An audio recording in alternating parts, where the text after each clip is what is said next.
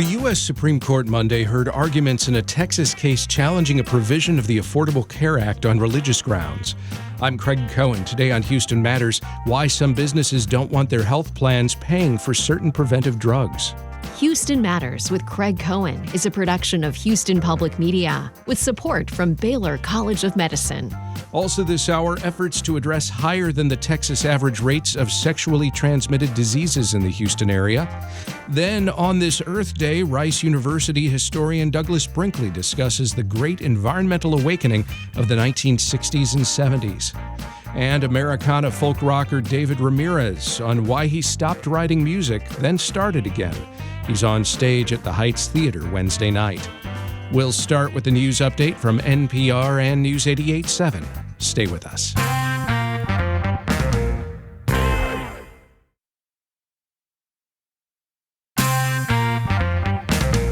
This is Houston Matters. I'm Craig Cohen. Good morning. Coming up this hour, efforts to address higher than the Texas average rates of sexually transmitted infections in Houston. Also on this Earth Day, area historian Douglas Brinkley discusses the great environmental awakening of the 60s and 70s. And we chat with Americana folk rocker David Ramirez ahead of his concert tomorrow night at the Heights Theater. First, though, on Monday, the U.S. Supreme Court heard oral arguments in a case from here in Texas challenging a provision of the Affordable Care Act on religious grounds.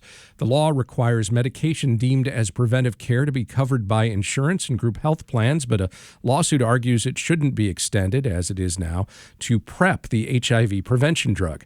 Seth Chandler is a professor of law at the UH Law Center who specializes in constitutional and health law. Seth, good morning. Good morning. Let's start with a little background here. The Affordable Care Act has this requirement for health insurers to cover, quote, preventive health services, but doesn't specify what those services are. So how is that determined? A group called the United States Preventative Task Force makes a decision as to whether treatment should be put in what's called Class A or Class B, meaning that health insurers and group health plans must not only cover it, but can't charge insureds for it. It has to be free to them. And who makes up the U.S. Preventive Services Task Force? Yes, well, that's the rub. It's a bunch of, quote, volunteers who historically have been appointed by the head of something called the Agency for Health Care Quality and Research, but they haven't gone through any sort of Senate confirmation process. And that's where this Supreme Court case comes in. And that task force identified, among other things, PrEP, the HIV prevention drug, as preventive care. That's right, and that's what's catalyzed the immediate dispute. But actually the dispute is much bigger because what the plaintiffs are saying is that not only should the task force not have approved PrEP, they're nobody, and therefore they shouldn't have approved anything like mammograms or high blood pressure treatment or any of the 80 other things that the USPTF has approved over the past 10, 15 years. But why are they focusing on PrEP? Well, they're focusing on it because they have religious objections to the use of that drug, which they say because it prevents HIV actually catalyzes immoral sexual behavior in their view. Yeah, they argue the coverage, this is the quote here, encourages homosexual behavior, intravenous drug use, and sexual activity outside of marriage between one man and one woman. And so, again, they're making that case, though, on religious grounds. That's right, although that's not the issue that was argued before the Supreme Court yesterday. The issue before the Supreme Court yesterday was simply a separation of powers issue as to who the heck are these USPTF people. They haven't been appointed in the proper way, according to the plaintiffs. And what have lower courts said about that? Well, the Fifth Circuit, which governs Texas, agreed with the plaintiffs and said that these were basically principal officers of the United States because they had the power to make binding decisions, and therefore they needed to go through the usual Senate confirmation process. And U.S. District Judge also ruled in favor of the plaintiffs prior to that? I believe so. The Biden administration asked the Supreme Court to weigh in on this last year. The High Court only agreed to hear it this January. How is the Trump administration approaching this case? Well, for once, they sort of agree with the Biden administration. They're trying to rescue this provision of the Affordable Care Act, perhaps so that President Trump can have authority to pick who is going to be on that USPTF and pick people that he prefers. So they, instead of challenging the Affordable Care Act, which they've done on most occasions, are in this instance actually sort of going along with it, but only, I think, in order so that they can get control over what treatments are recommended or not. And is that something that the High Court can require or order? Yes, they could say, they could grant the plaintiffs relief and say that the whole thing is illegitimate. You've sort of got to start from scratch, which will create chaos, or they can interpret the statute as the U.S. government wants them to say that, well, no, actually, if you read the statute very carefully, you can interpret it to mean that the president or the secretary of HHS, Robert F. Kennedy, gets to appoint these people, gets to fire them. Their choices are only recommendations, and that's sort of what the Trump administration is hoping to do, is to salvage the statute through a process of statutory interpretation. Is there anybody among the Supreme Court justices, based off of what they said in oral arguments yesterday, making the case for this law is fine as is? That argument isn't – it depends what you mean by as is. I think many of the justices showed sympathy for the U.S.'s position that let's see if we can figure out a way to interpret this law so that it is constitutional. And that may very well be how the court comes out, that with a little bit of coaxing and twisting, you can get the law to be constitutional. But what that will mean is that President Trump or subsequent presidents have the authority to pick the members of the USPTF and that their recommendations aren't really all that binding. You said that if this provision gets tossed entirely, that it would sow chaos. Absolutely. In what form? Because it means that nothing that the USPTF has done over the past dozen years will have been appropriate. It will be as if it were done by some rogue party. And what that means is that things like mammograms, things like high blood pressure treatment, things like PrEP drugs, insurers are no longer obligated after their contracts run out to cover those for free. And that will, I think, create some degree of chaos in the insurance markets. It will mean that some people are priced out of these drugs. PrEP treatment is not cheap. And it's going to require a whole renegotiation of the arrangements between employers or other people who pay for insurance and the insurance companies. Could we ultimately see insurers suing for relief and saying, well, then all these drugs that we did pay for over the last 12 years, we want our money back? Possibly. That's an interesting idea. We'd have to talk about whether the ruling applies retroactively. The other possibility is that Congress, in theory, could fix the problem. They could write a statute that is constitutional. The challenge there is, Congress literally cannot agree on the time of day. And so it's not clear whether Congress would be able to fix the problem if the Supreme Court were to hold the statute unconstitutional. We're about to talk about how the Houston area is seeing a higher than the Texas average amount of sexually transmitted diseases, including HIV. And I guess I'm wondering if this provision is allowed to remain, but there's some delay in the implementation of some new panel, or if they toss this entirely, this provision. What would that mean in terms of healthcare costs, not just for those that are seeking out drugs that might be considered preventive care that would have been covered by insurers entirely, but also for the rest of us? Do you see a connection there? It's very tricky. I think for people who need PrEP drugs, a ruling throwing out this statute will likely increase the cost of those drugs because the insurer will no longer be obligated to provide them for free.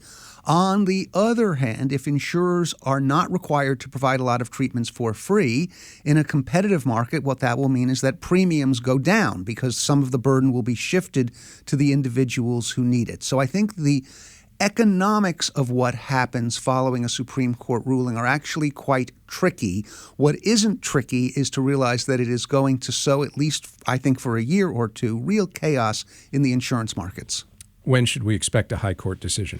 Probably by the end of June. They've got a lot on their plate, so we don't know for sure, but I would not expect an immediate decision on this one. Seth Chandler is a professor of law at the University of Houston Law Center, where he specializes in constitutional and health law. Seth, thank you very much. Thank you. Up next, regardless of the fate of this one case before the Supreme Court, the Houston area is already seeing higher than the Texas average of sexually transmitted infections. We'll discuss what steps are being taken to address that as Houston Matters continues.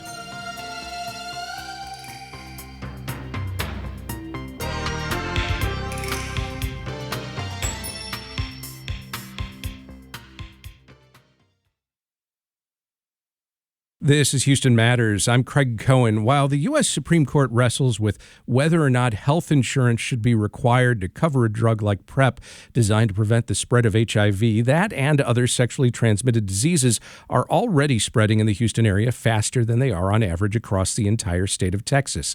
According to the Harris County Public Health Department, HIV is spreading at nearly twice the rate in Harris County that it is in Texas overall. Dr. Erica Brown is the local health authority and director of the Community Health and Wellness Division at Harris County Public Health. She joins us now.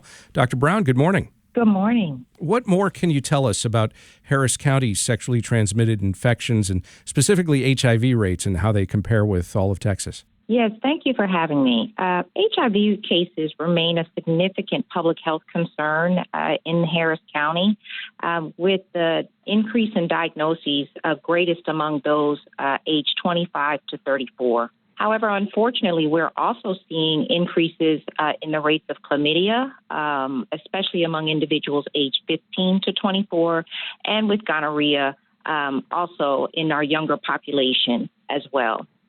Syphilis rates as well increased, and alarmingly so in congenital syphilis, where syphilis is passed on from the mother to the baby.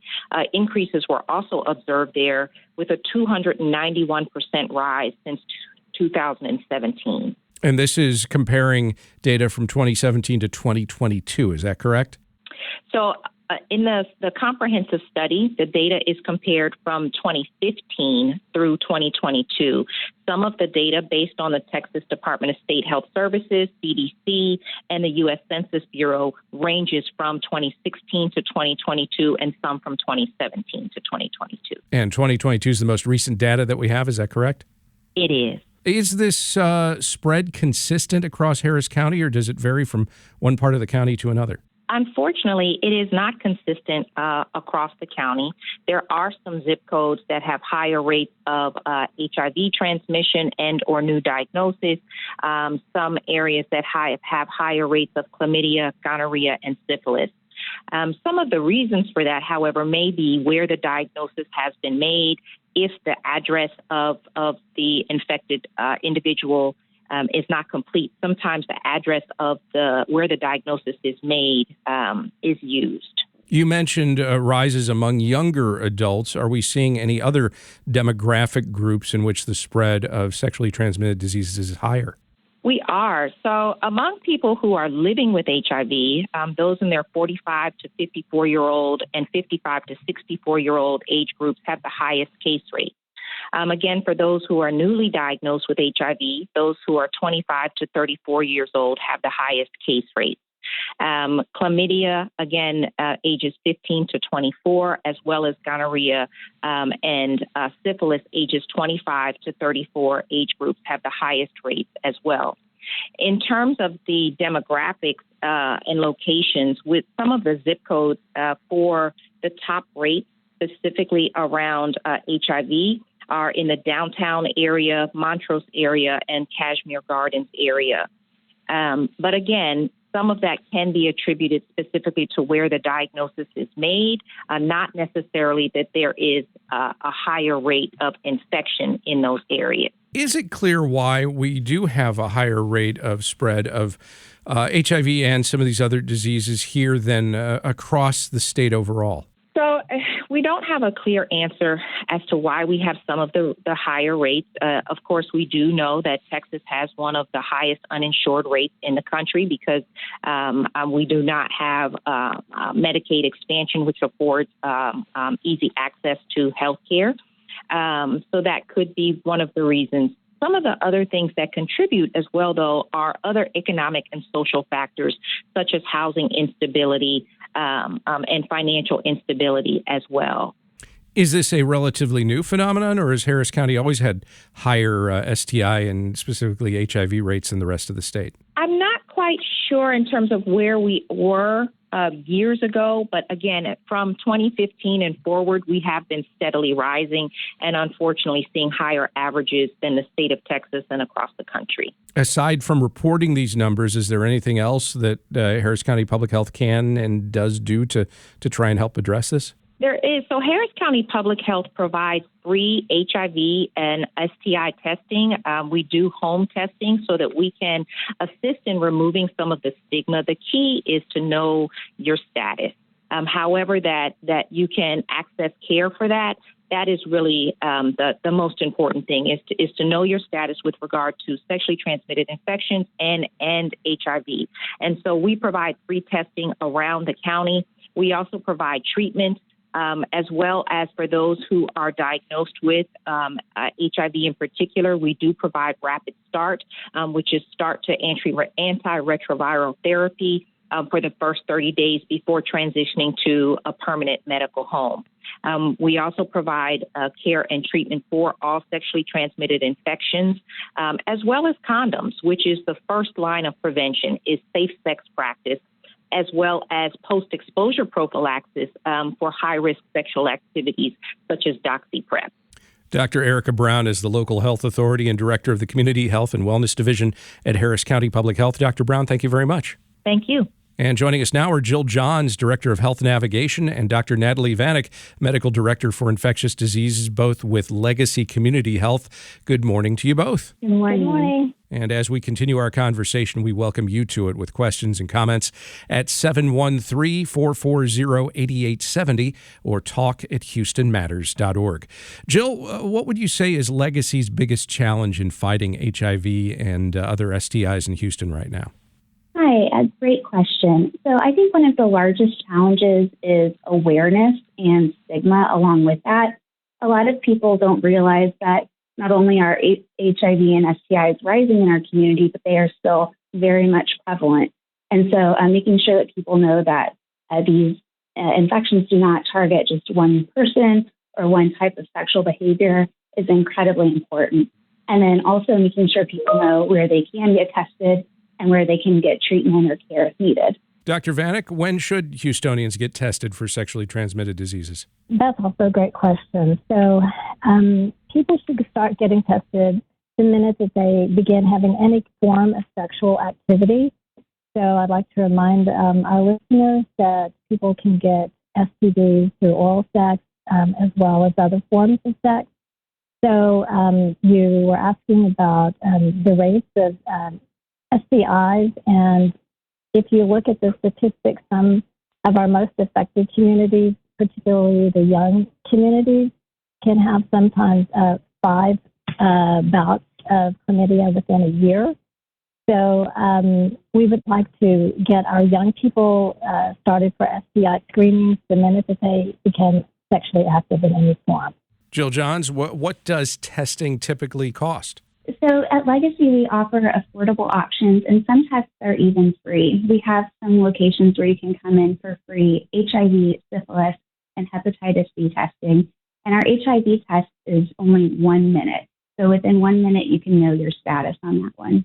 Jill, when a patient tests positive, what are the first steps you take to support them and ensure that they and their partners get the care they need? We have a team of people at our clinics who are well-versed in getting people into care. So they will meet with a counselor, a peer navigator, and then that person will help walk them through the process of getting payment options figured out, seeing if they qualify for certain special programs, such as Ryan White, which can cover the full cost of the person's care and medications. And then we also work to get them to see a clinician the same day, if at all possible. At our Legacy Montrose Clinic, we also have a pharmacy on site. So someone can walk in for rapid testing, get a positive result, and be able to meet with a doctor, meet with a navigator, and walk out with medication that same day. Dr. Vanek, there are some obvious differences when we look back decades, but over the years, how has healthcare surrounding HIV as well as other sexually transmitted diseases changed since you've spent your time in this world caring for patients? It's changed dramatically. I would say it's a lot simpler. So now instead of for HIV specifically, now instead of people taking handfuls of pills, patients can typically take one pill a day for HIV. There are even injection medications for HIV where patients typically can take an injection every 8 weeks. And then for prevention for HIV, there are oral medications that are taken daily. There are injection medications that are taken every 8 weeks. And there's also going to be in June, the FDA is meeting for approval on a medication that can be taken every 6 months, which I believe can dramatically change the whole face of HIV prevention. And that is particularly effective in women across the world. There was 0 transmissions documented in that study. So we're really gaining traction in all of our prevention efforts. So these are really groundbreaking changes. So a long way we've made tremendous progress in that effort. So for STD prevention, we now typically, like the prior guest was explaining, we can give prevention for STDs. We can give doxycycline for prevention of very effective for chlamydia and syphilis. It's about 50% effective for preventing gonorrhea. While that's not 100%, it's still 50%, which is really great. And it's really effective for male-bodied persons. And there is great studies going on in Japan showing that if we give it daily for women, it is also very effective. Jill, we began the hour talking about Supreme Court oral arguments Monday in a case over an Affordable Care Act provision that requires health insurers to cover the costs of identified preventive care drugs. The challenge was sparked in particular over the HIV prevention drug PrEP. How much of an impact would a continued requirement for insurance to cover PrEP have on helping to prevent the spread of HIV? Insurance being able to cover PrEP truly changes people's lives. It's something that will allow people to stay HIV negative and to continue to own their health. It's an amazing tool, and it possibly not being there anymore would have a dramatic impact on our patient population as well as people across the country who use PrEP. Jill Johns is Director of Health Navigation. Dr. Natalie Vanek is Medical Director for Infectious Disease, both with Legacy Community Health. Jill, Dr. Vanek, thank you both very much. Thank you. Thank you so much. And just ahead on this Earth Day, area historian Douglas Brinkley on the great environmental awakening of the 1960s and 70s. Stay with us as Houston Matters continues.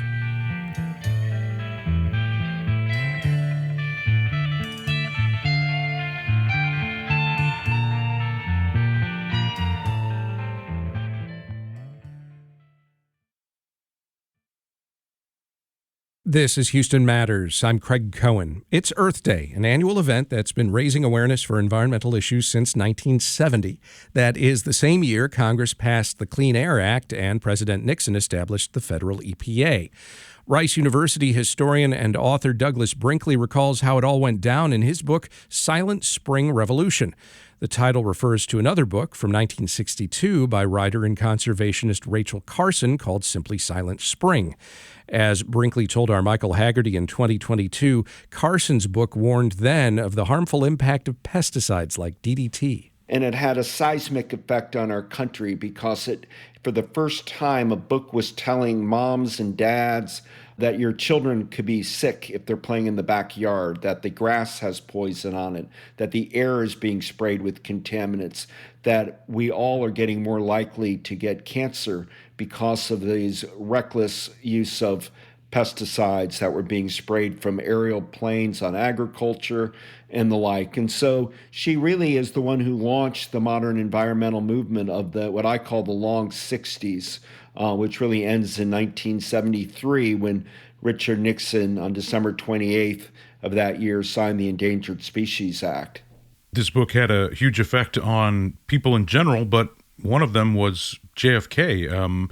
How did it affect him, and more importantly, the decisions and policy initiatives he made? Well, of course, John F. Kennedy, as we all know, had a love affair with the Atlantic Ocean. He constantly wanted to go sailing. He had what I call blue mind, needing to be near water, needing to get the the breezes off the ocean. His favorite places, his sacred spots were Hyannisport or Newport in Rhode Island, Palm Beach, Florida, always along the ocean. And so his mother, Rose Kennedy, was a giant fan of Henry David Thoreau. She grew up at Walden Pond. In fact, all the Kennedy kids of that era learned to swim in Walden Pond. Rose would drive them to Concord to go into the fabled waters of Thoreau. John F. Kennedy's mother went to Russia on a secret mission just to make sure Thoreau was being carried in Russian libraries. And so she was a naturalist at heart. And this rubbed off on John F. Kennedy. So not only did he adore Rachel Carson's books about the oceans, but she became a member of the New Frontier. She was part of the famous Democratic Advisory Council and was weighing in and writing some of the Democratic Party plank in 1960. So when Kennedy gets elected, a lot of Rachel Carson's ideas had already fomented in the Democratic Party's notions of the new conservation.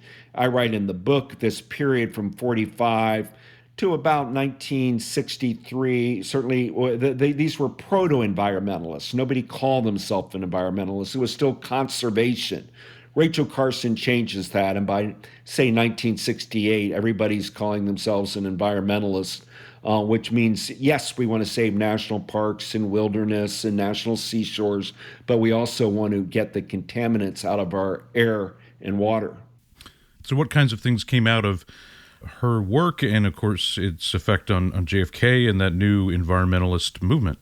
Well, you get this just cavalcade of legislation that starts getting passed. That's just remarkable. I mean, we get birth of the Clean Air Act of 1963, and then there's a Clean Air Act of 1970 with Nixon signs. We have the Clean Water Act of 1972, Endangered Species 73, the National Environmental Policy Act, which gives us impact statements for anybody listening now. If you're in business, you've had to have if you're going to build something, what's the environmental impact? That comes out of all of this. The EPA, the Protection of Bald Eagles Act, the Marine Mammal Protection Act, the creation of NOAA. Where does it end? None of this existed before Rachel Carson's book. And so I don't use the word in my titles of the book, Silent Spring Revolution. I'm not using the word revolution in a reckless fashion.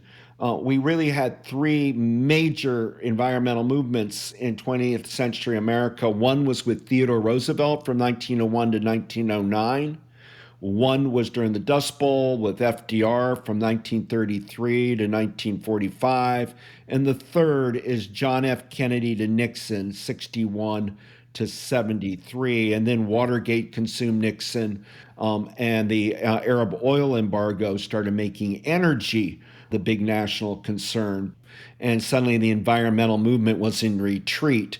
But for the period I'm writing about, it was a really huge force in American life, to the point that the first Earth Day of 1970, the millions of Americans, it was covered on live television all over the country, demanding the stopping of the polluting of our planet.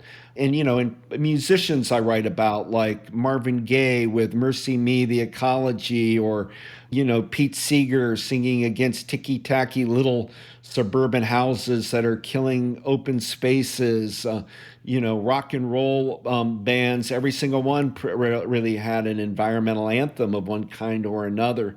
Even Bob Dylan's Blowin' in the Wind was seen by some as criticism of nuclear fallout, and that, out of the Nevada test. So, this was the 60s and the long 60s, and we haven't had this fourth wave. Climate change is out there. People talk about it. It seems like it's about to become the number one issue, but here we are.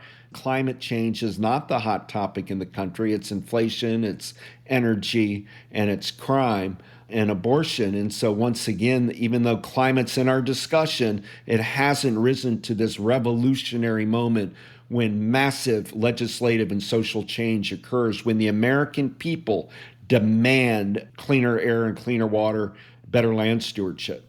You'd think, I guess, that, if you use some of the most dire language to describe and talk about climate change, which we sometimes do, as a life or death scenario, as can life continue on this planet to exist, down the road?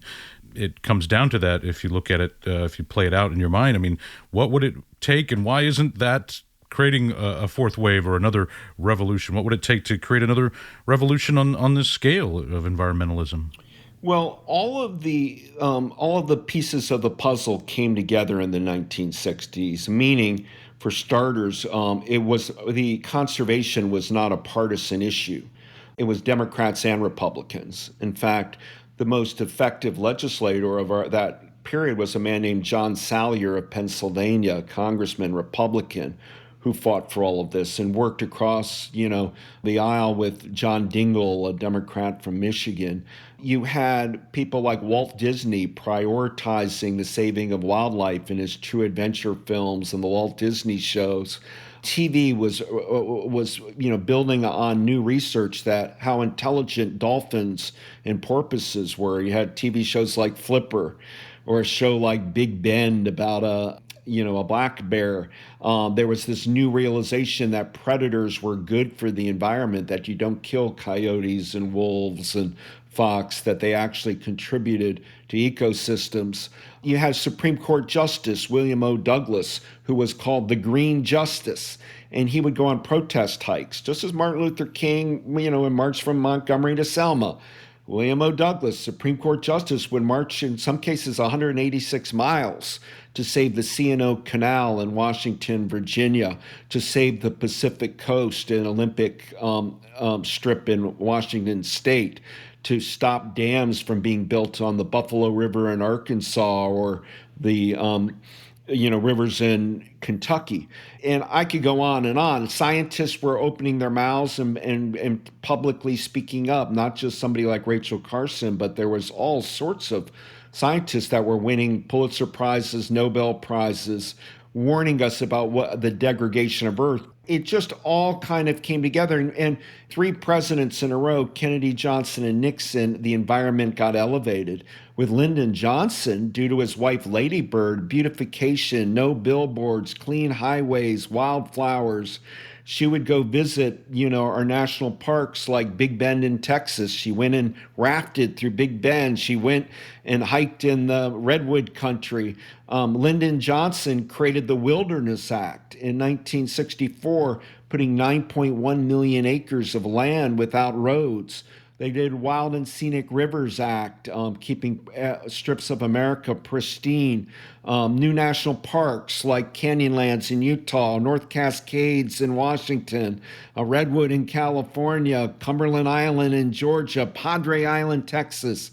Big fight. John F. Kennedy got it done, saving Padre Island National Seashore, and he did Cape Cod National Seashore and Point Reyes.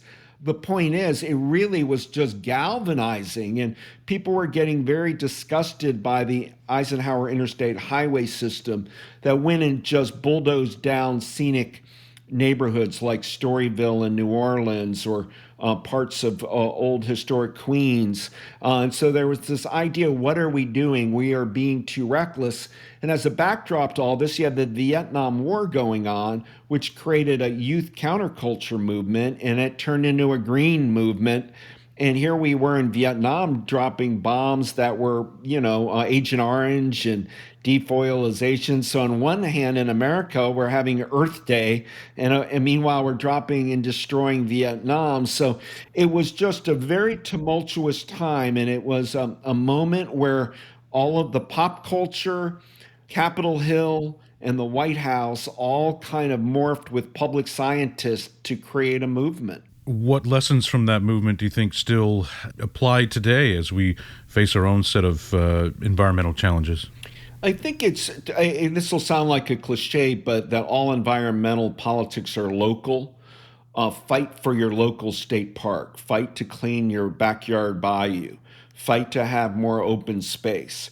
Just work on it and prioritize it in your city or town or village, and not get overwhelmed by the climate challenge, because I teach at Rice University, and you talk to students there, and I mean, it's hard. Like, what can we do? I'm driving a car with gasoline. I can't afford an electric car. I have a huge carbon footprint. I'm flying. I mean, it's hard, and I think we're not having fun.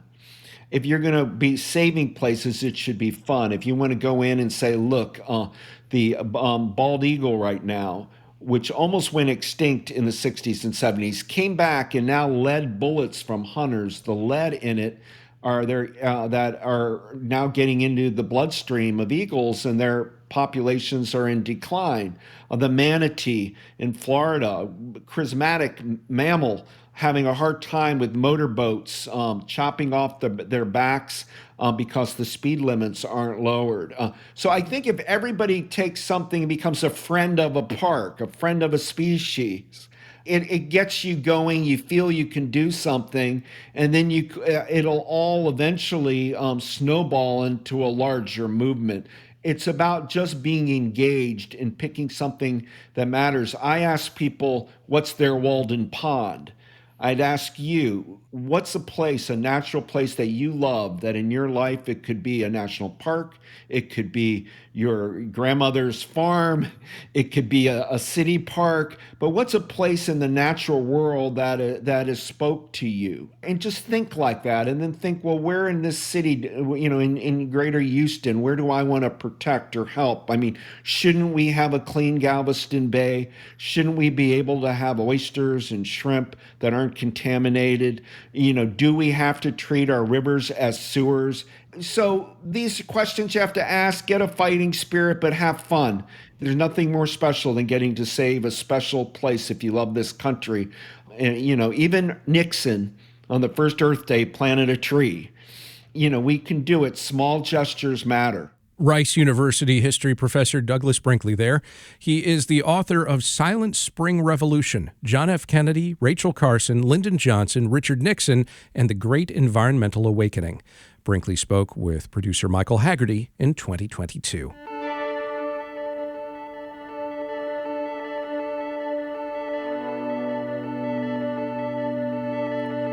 Still to come, American folk rocker and Houston native David Ramirez. He's in concert at the Heights Theater tomorrow night. Stick around as Houston Matters continues.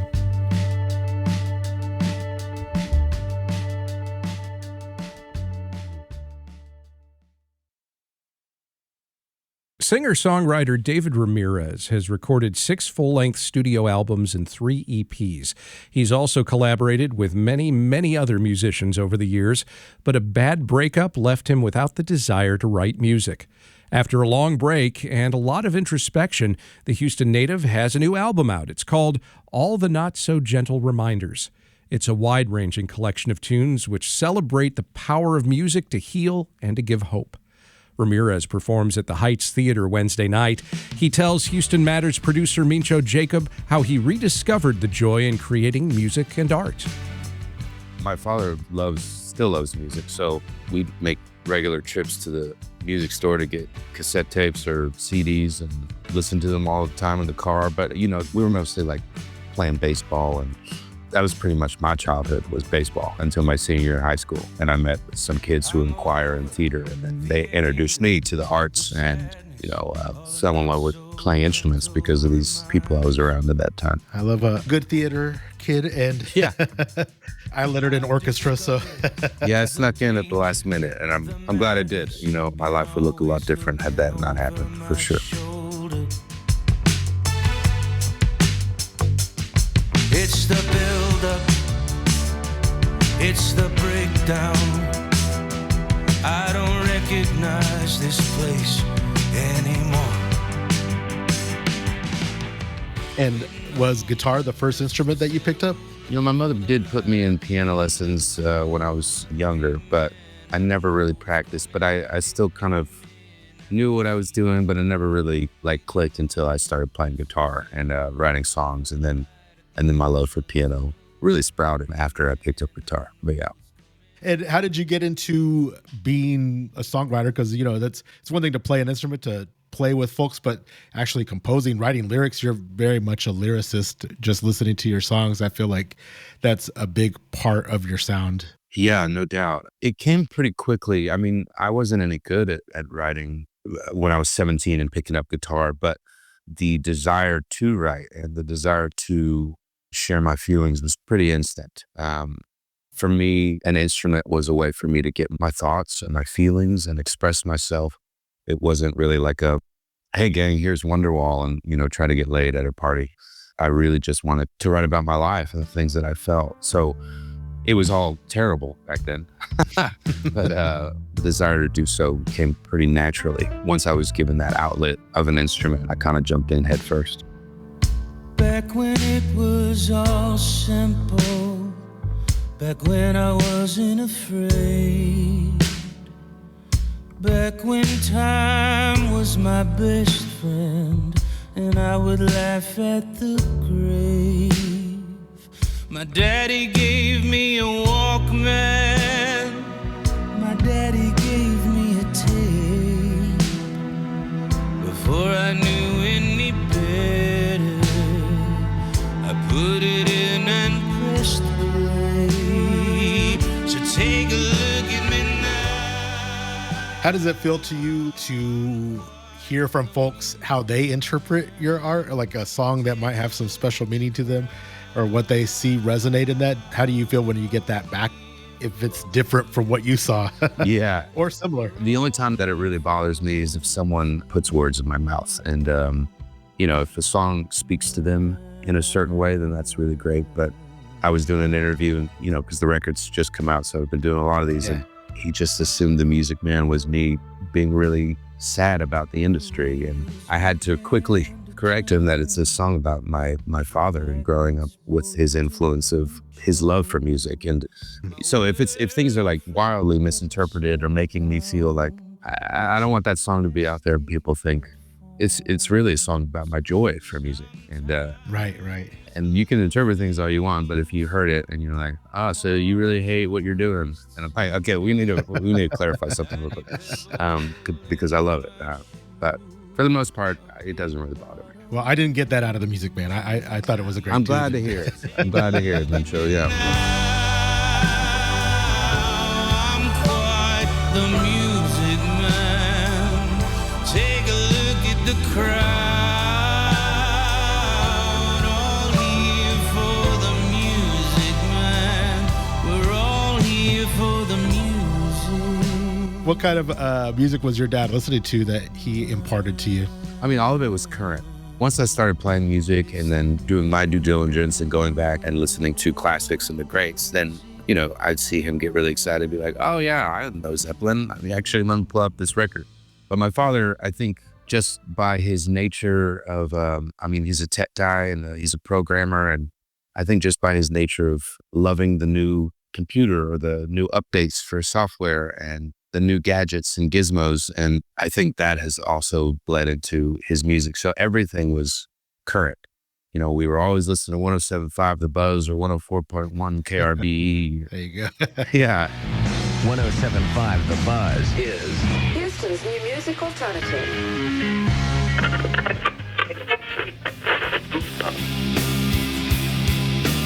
We watch MTV or whatever, and MTV2 or VH1, and so that would introduce us to new bands, and we'd go to Best Buy or Blockbuster Music or Warehouse Music, and I was 13 listening to the Cranberries and Third Eye Blind, Fiona Apple, Sarah McLachlan, Natalie Merchant.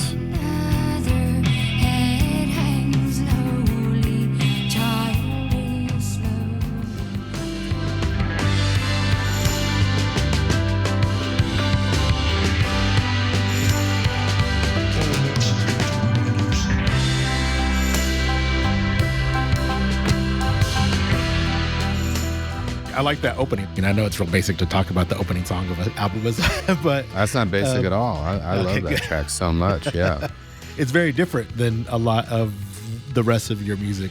Just like no lyrics there. It reminded me like the end of summer, but like a melancholic. Oh man, summer's ending. That was kind of the feeling I got listening to it. I love that piece so much. I never opened with an intro to a record, and I was nervous about it, but the more I listen to it, I adore it so much. I'm really glad I made that decision.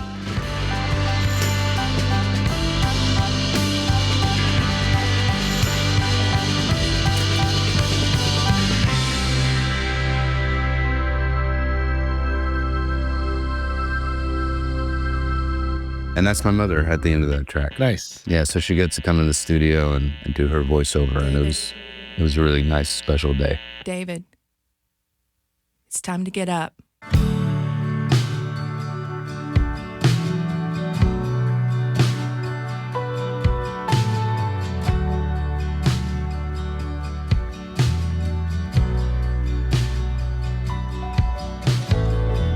4 a.m.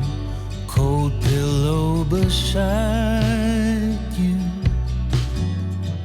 I was lost. I really liked Nobody Meant to Slow You Down. I've tried to reflect more as I get older too on like who I am and who I am to other people, and it's interesting because that's like it's an apology in there too. Right. A lot of people never apologize for relationships past, or romantic or platonic, right? Like it's an interesting thing to put that out there. What was that like for you? It's never been difficult for me to apologize. I do it so often that it's just kind of second nature now. But when that relationship ended, I didn't really want to write anything because I didn't want to spend my time reflecting on heartbreak. And the last thing that I wanted to contribute to the world was just the most sad, downtrodden record. I wanted to wait till I was kind of through the thick of it and I could write about hope. And that's why that apology song, Nobody Meant to Slow You Down, was so appropriate for this record, because it wasn't, oh, my heart is broken, but it's all that stuff that you and I went through. Please don't let it drag you down or make you feel like that time was wasted. And but I love that song so much, and it was a difficult one for me to sing in the studio as well, because it was just very heavy and deeply personal. Divide the bad from the good behaviors. You'll find the common denominator. You'll find the common denominator. No matter. And most of my song is my heart on my sleeve, and most of my songs are autobiographical, but not so much like this one. This one was very, very much me, and so. Who knows if the message has been received, but it was something that I needed to write. Everyone but me. Dreams do come true, but only. I also did really like the end track, the Do Dreams Come True. It's not like super bright that you would think with that title, right? Dreams come true, you're gonna get out there, you're gonna do it. But it's just a nice groove. That one was written with my buddy James Wesley Essery, who played guitar and piano on the record and helped a great deal with all the string arrangements. He and I wrote that song for somebody else. It was meant to be on a friend's record, and we were in the studio, and I was kind of fiddling around with Do Not Disturb Me, and I asked him, I said, do you mind if we throw this one on the record? He said, dude, we wrote it. We can do whatever we want with it. And that was a really fun one, because it's my first key change ever also. Oh. So that was a lot of fun to fool around with.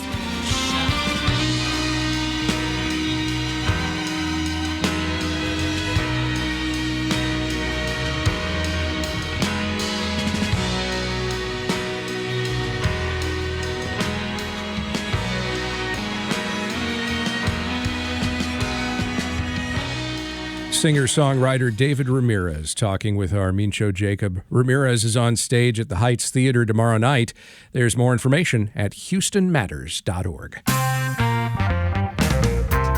And that'll do it for today's show. The Houston Matters team includes Michael Haggerty, Joshua Zinn, Brenda Valdivia, Mincho Jacob, and Laura Walker. Jared Carroll's our technical director. On tomorrow's show, Party Politics hosts Geronimo Cortina and Brandon Rottinghouse join us for our regular Wednesday political roundup.